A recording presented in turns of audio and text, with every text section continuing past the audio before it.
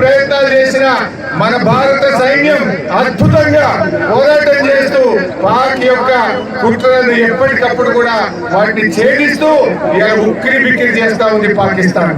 మరి ఇటువంటి సమయంలో మనం కూడా త్యాగాలకు సిద్ధపడాలి. అవసరమైతే రక్తదానాల కోసం ఈ దేశంలో ప్రతి యువతి యువకుడు సిద్ధంగా ఉండాలని చెప్పి కూడా నేను పిలుపునిస్తా ఉన్నాను. ఒకవేళ సైనికుల కోసం ఏదైనా సపోర్ట్ అవసరం ఉంటే యంగ్ డాక్టర్స్ గా మా మల్లారెడ్డి మెడికల్ కాలేజ్ కూడా ముందుండి అన్ని రకాల వైద్యాన్ని అందించడానికి కూడా సంసిద్ధంగా ఉండాలని చెప్పి కూడా నేను పిలుపునిస్తా ఉన్నా. మరి మనందరం, నేను గాని మల్లారెడ్డి గాని మా వివేక్ గౌడ్ గారు మొట్టమొదటి రక్తదానంలో మీరు ఉండి ముందుండి అవసరమైన రక్తాన్ని కూడా ఈ సైనికుల కోసం ఇవ్వడానికి మేము సిద్ధంగా ఉన్నాం. మీరు సిద్ధంగా ఉన్నారా అని అడుగుతా ఉన్నా. Are you ready? All of you. ఎందుకంటే మనం అక్కడ పోయి పోరాటం చేయకపోవచ్చు,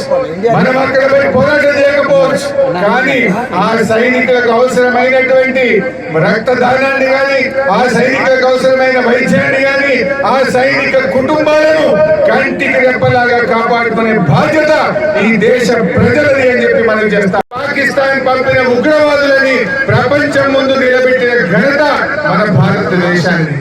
చివరికి మన భారత పార్లమెంట్ మీద కూడా మరి దాడి చేయడానికి దాని వెనుక ఉన్నది కూడా పాక్ ప్రేరేపిత ఉగ్రవాదులే. ఈ ఉగ్రవాదులు మనందరం కూడా చూసాం.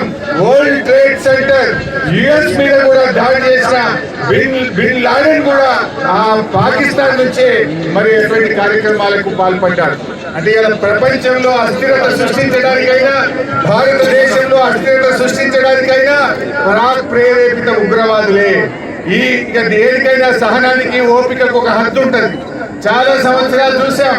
మొన్న పహల్గామ్ లో 26 మంది అమాయకుల మీద విచ్చలవిడిగా దాడి చేసి చంపడం ఈ దేశ ప్రజల మనసు కలిసివేసింది. అంతేకాకుండా వాళ్ళు మతం పేరిట ప్రజల్ని అడుగుతూ చంపడం అనేది ఈ దేశ ప్రజల మనసును కలిసివేసింది.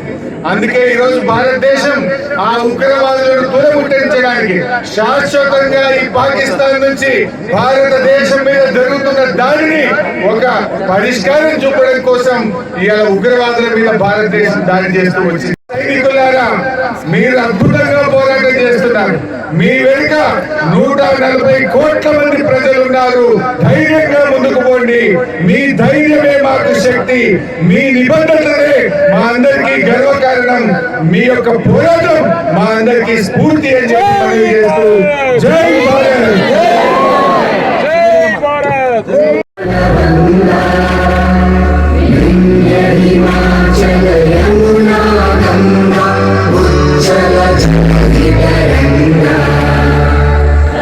शुभ नामे जागे